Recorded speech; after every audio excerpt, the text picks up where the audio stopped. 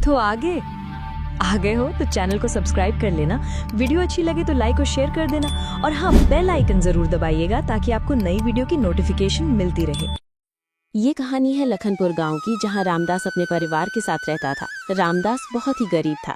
उसके परिवार में उसकी बीवी माला और उसके 2 बच्चे पिंकी और चिंटू थे।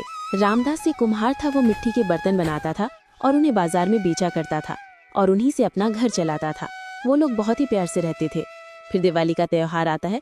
रामदास के बच्चे पिंकी और चिंटू से कहते हैं, पापा दिवाली का त्योहार को लेकर आ गए और हमारा घर जाना चाहते थे। मोहल्ले में सब अपने घर में घूमने से पहले हमारे घर में आते थे, इसलिए हम इस बार भी अपना घर बहुत अच्छे से सजाएंगे और नए कपड़े और मिठाइयाँ लेकर आएंगे। सब लोगों की तरह इस बार भी हम दिवाली बहुत अच्छे से मनाएंगे। बाबा, पिंकी दीदी बिल्कुल सही कह रही है। इस बार हम दूसरे लोगों की तरह पटाखे, ढोलक और अच्छे कपड़े और मिठाइयाँ खरीदने हम और बाहर आ जाते हैं। इस बार आप हमारे लिए और मिठाइयाँ लेके आना। हाँ बच्चे, किसी बात की चिंता मत करो, मैं सब संभाल लूंगा और तुम लोगों के लिए हम भी मिठाइयाँ लाएंगे।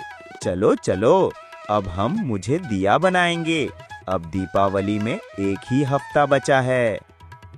रामदास अच्छे अच्छे दिए बनाता है और पूरी रात मेहनत करता और अगले दिन बाजार में आकर खड़ा हो जाता है। वो सुबह से शाम तक खड़ा रहता है, लेकिन उसकी खरीद रंग बिरंगे जाते जाते, लेकिन ये कोई नहीं ले रहा था। उसका एक दिन ऐसा ही जाता है, दूसरा दिन भी उसका ऐसा ही चला जाता है। उसका एक दिया नहीं टिक पाता। वो बहुत उदास हो जाता है और वो जब रात को घर जाता है तो उसकी बीवी उससे पूछती है, अजी क्या हुआ, इतने परेशान तो लग रहे हैं, आज भी कोई बयान नहीं बिका क्या? मैं क्या करूँ माला, कोई भी दिया खरीदने पसंद नहीं करता है। चलो, गांव में बिल्कुल भी दिलचस्पी नहीं दिखाते हैं। उन्हें तो बाहर विदेशी लाइट पसंद आती हैं और अलग अलग तरीके के बनावटी फूल पसंद आते हैं। कोई भी पसंद नहीं करता। मैं पूरा दिन वहां पर इंतजार करता हूं कि मेरे बच्चों को, इस बार मेरे बच्चे इतनी उम्मीद लगा कर बैठे हैं। मैं कुछ भी नहीं कर पा रहा। तो कुछ भी नहीं तो अपने बच्चों को मैं कहां से ला कर दूंगा भला? अजी, आप किसी बात की चिंता मत करिए, सब ठीक हो जाएगा। ऐसे दिल छोटा करने से कुछ नहीं होता। अच्छा, मेरे दिमाग में आइडिया आया है। मैं आस पड़ोस में टीवी देख रही थी। मैंने देखा कि आजकल रंग बिरंगे पाड़े चल रहे हैं, तो क्यों ना आप भी रंग बिरंगे पाड़े ले आएं? कल से एक साथ काम करेंगे आप और मैं उन्हें सुखाकर उनमें रंग भरना शुरू कर दूंगी। और आप शायद भूल रहे हैं, मुझे रंग भरना बहुत पसंद है। मैं घर में भी रंगों से काम करती हूँ, दीवारों पर रंगोली बनाती हूँ। मैं तुम्हें उन पर क्यों नहीं बना सकती? अब चिंता मत करें, ये काम मैं करूँगी। अगले दिन से माला रंगों से खेलना शुरू कर देती है। वो सारे दिशाओं में अलग अलग कलर भरती है और उन्हें बहुत ही सुंदर बना देती है। वो देखने में इतने सुंदर होते हैं कि ऐसा मन चाहे कि उन्हें गेंद खेलो। रामदास भी उन्हें देखकर बहुत खुश होता है और उसके मन में एक उम्मीद जाग जाती है कि शायद से अब लोग उसके लिए खरीदेंगे। वो अगले दिन बड़े उत्साह और उत्सुकता के साथ बाजार में जाता है और दिए लेकर खड़े हो जाता है, लेकिन अगले दिन भी उसके दिए नहीं दिखते हैं। फिर वो उदास होकर घर आता है। उसकी पत्नी फिर उसे समझाती है। अगले दिन से वो एक जगह खड़ा न होकर पूरी बाजार में घूमना शुरू कर देता है और मन में सोचता है, हे भगवान, अगर मेरे भी आज भी नहीं दिखे तो मैं अपने बच्चों को त्योहार दिवाली नहीं बनेगी, अपने बच्चों का उदास चरित्र नहीं देख पाऊंगा भगवान जी। फिर वो बहुत उदास होकर गली गली घूमने शुरू कर देता है।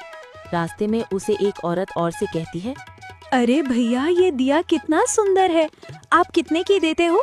मुझे खरीदना है, तो मुझे पहले क्यों नहीं मिले? इतनी लाइट बेकार लेकर मैं अपना घर सजाती। हम इतना मेहनत से दिए बनती है, लेकिन लोगों को दिए पसंद नहीं आते। वो तो लाइट और अपने बनावटी फूलों से घर सजाते हैं। हमारी दिवाली तो ऐसे चली जाती है। हम तो घर में खाना ठीक से भी नहीं खाते। हमारा बच्चा प्रयास लेकर बैठी थी तो आपने बोनी करवा दिए। मैं आपका एहसान कभी नहीं भूलूंगा और तुम्हें कुछ भी लेकर रह जाऊंगा। कम से कम मिठाई तो लेकर हमें बच्चों के लिए चला ही जाऊंगा।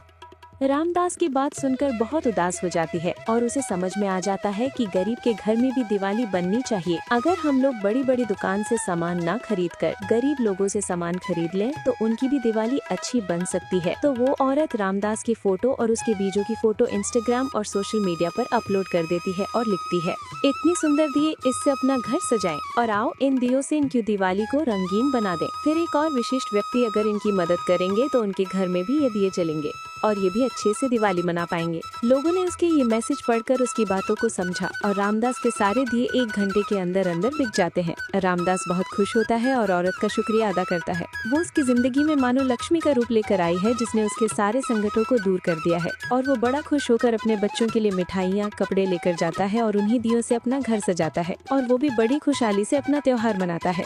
तो दोस्तों, इस कहानी के माध्यम से हम ये कहना चाहते हैं कि हम ये नहीं कहते कि ये दियों से अपना घर मत सजाइए या लाइट मत लगाइए, लेकिन ये सब करने से पहले ये भी सोचें कि अगर हम दियों से अपना घर सजाएंगे तो गरीब के घर में भी दिवाली बन सकती है। अगर आप लाइट खरीदते हैं तो उसका 10% भी आप अगर दिए खरीद लें तो उससे दोनों का भला हो जाएगा। हमारी इस बात का ध्यान रखें और दिवाली के त्योहार को सबके लिए स्पेशल बनाएं। ताकि दिवाली तक मेरे पास कुछ पैसे जमा हो जाए। राकेश सारा दिन कड़ी धूप में भट्टी पर मजदूरी करने लगता है। शाम का समय सारे मजदूर अपना काम खत्म करके घर जाने लगते हैं, पर राकेश अब भी भट्टी पर काम कर रहा था। ये देखकर भट्टी का मालिक राकेश से कहता है, राकेश, तुम घर नहीं जा रहे हो? नहीं मालिक, मैं आज ओवरटाइम काम कर रहा हूँ। क्यों मालिक? कुछ दिनों बाद दिवाली है और मेरे परिवार वाले हर साल पैसे ना होने के कारण दिवाली नहीं मना पाते। हर साल अपने बच्चों को दुखी देखकर मुझे बिल्कुल अच्छा नहीं लगता। इसलिए इस बार ज़्यादा काम करके मैं अपने बच्चों के लिए दिवाली तक पैसे जमा करना चाहता हूँ। राकेश, अगर तुम दिन रात काम करोगे तो तुम बीमार पड़ जाओगे। परिवार वालों की खुशी के लिए थोड़ा बहुत संघर्ष तो करना ही पड़ेगा ना मालिक। दिवाली खुशियों भरा त्योहार होता है राकेश, तुम चिंता मत करो। इस साल तुम और तुम्हारे परिवार वाले बड़ी धूमधाम से दिवाली मनाएंगे। दिवाली के एक दिन पहले मैं सभी मजदूरों को 1000 बोनस दूंगा ताकि सब इस बार बड़ी धूमधाम से दिवाली मना सके। ये सुनकर राकेश बहुत खुश हो जाता है। आपका बहुत बहुत धन्यवाद मालिक, हम आपका ये उपकार जीवन भर नहीं भूल पाएंगे। राकेश अपने मालिक हरिया का धन्यवाद करके गांव में अपने छोटे से घर में आता है, जहां घर में उसकी पत्नी शांति और 3 बच्चे कोमल, अनीता और अभय थे। जी, आप आ गए? बाबा, इस बार दिवाली पर हम कहीं नहीं जाएंगे। हमें गांव में ही रहकर सबके साथ दिवाली मनानी है। हाँ बाबा, आप हर साल हमें दिवाली के समय कहीं और लेकर चले जाते हो और फिर हम दिवाली ही नहीं मना पाते। बच्चों, इस बार हम गांव में ही रहकर सबके साथ दिवाली मनाएंगे। सच बाबा? हाँ बेटा। तीनों बच्चे खुशी से झूम उठते हैं। असल में राकेश और उसके परिवार ने गरीबी के चलते आज से पहले कभी दिवाली नहीं मनाई थी।